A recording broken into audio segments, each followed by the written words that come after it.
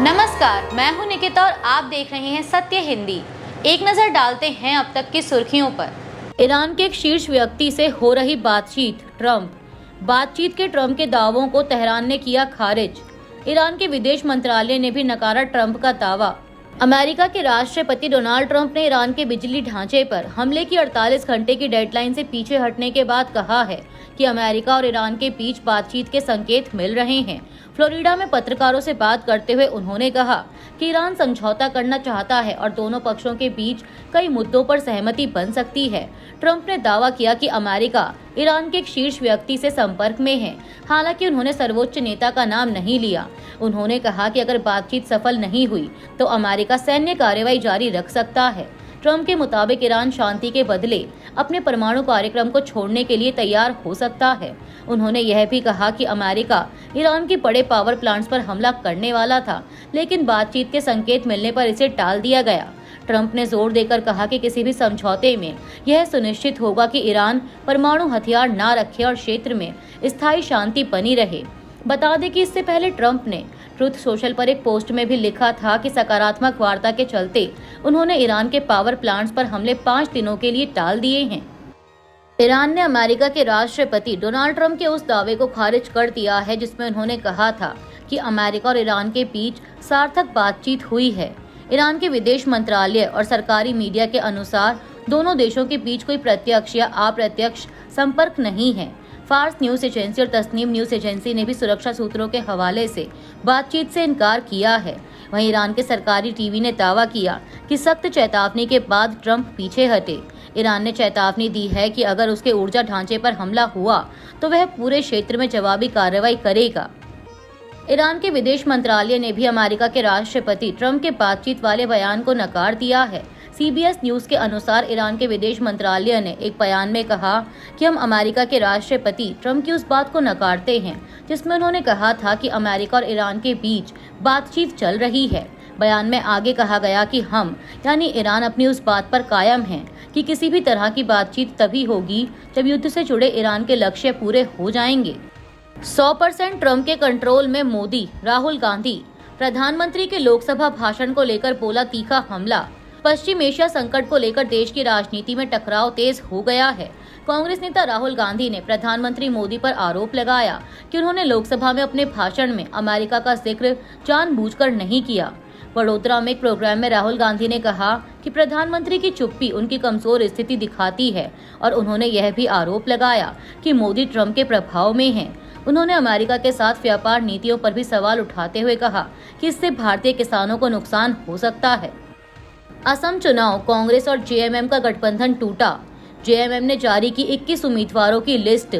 असम विधानसभा चुनाव से पहले झारखंड मुक्ति मोर्चा यानी JMM ने कांग्रेस के साथ गठबंधन की बातचीत फेल होने के बाद सोमवार को 21 उम्मीदवारों की लिस्ट जारी कर दी। अब JMM अकेले चुनाव लड़ेगी, हालांकि जय भारत पार्टी यानी JBP उसका समर्थन कर रही है। JMM का फोकस असम के करीब 70 लाख चाय बागान से जुड़े समुदायों पर है जिनका झारखंड से सामाजिक जुड़ाव है।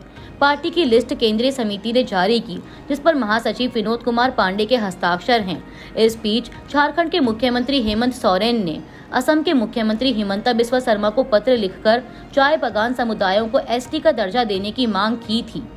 चुनाव आयोग के पत्र पर बीजेपी की सील, मचा बवाल। केरल चुनाव से पहले बढ़ा सियासी विवाद। चुनाव आयोग और बीजेपी में सांठगांठ होने का जो आरोप विपक्षी दल लगातार लगाते रहे हैं उसको पुष्ट बताने का मौका अब उन्हें चुनाव आयोग के आधिकारिक खत से ही मिल गया। चुनाव आयोग के एक दस्तावेज पर बीजेपी का सील लगे होने से राजनीतिक हंगामा मच गया है। केरल में सत्ताधारी CPIM और केरल कांग्रेस ने इसे गंभीर मामला बताते हुए चुनाव आयोग की निष्पक्षता पर सवाल उठाए हैं। हालांकि चुनाव आयोग ने इस पर सफाई जारी की और इसे एक क्लैरिकल एरर यानी दफ्तर की छोटी मोटी गलती बताया, लेकिन राज्य में 9 अप्रैल को होने वाले विधानसभा चुनाव से पहले इस पर एक बड़ा विवाद खड़ा हो गया है। दरअसल 20 मार्च को जारी इस पत्र में 2019 के एक पुराने दस्तावेज की कॉपी शामिल थी जिस पर बीजेपी की मुहर लगी थी। केरल के मुख्य चुनाव अधिकारी ने सफाई दी कि बीजेपी द्वारा जमा कराई गई कॉपी गलती से आगे भेज दी गई, जिसे बाद में वापस लेकर सुधार कर दिया गया। विपक्षी दल पहले से ही चुनाव आयोग पर पक्षपात, वोटर लिस्ट में गड़बड़ी और बीजेपी को फायदा पहुंचाने के आरोप लगाते रहे हैं। हालांकि आयोग इन आरोपों को खारिज करता रहा है। चुनाव से ठीक पहले यह मामला राज्य में सियासी तनाव को और बढ़ा रहा है। ऊर्जा संकट पर सरकार और जमीनी हकीकत अलग, विपक्ष ने उठाए कई सवाल। पीएम मोदी ने कुछ भी नया नहीं कहा, प्रियंका गांधी। पश्चिम एशिया में जारी युद्ध के बीच भारत में ऊर्जा संकट को लेकर सरकार और जमीनी हालात में अंतर दिख रहा है। प्रधानमंत्री नरेंद्र मोदी ने लोकसभा में कहा कि देश ऊर्जा संकट से निपटने के लिए पूरी तरह तैयार है और 41 देशों से आयात के साथ 53 लाख मीट्रिक टन से अधिक का रणनीतिक भंडार मौजूद है। उन्होंने घरेलू एलपीजी सप्लाई को प्राथमिकता देने की बात भी कही, लेकिन दूसरी ओर गुजरात समेत कई जगहों से गैस और ईंधन की कमी की खबरें सामने आई हैं।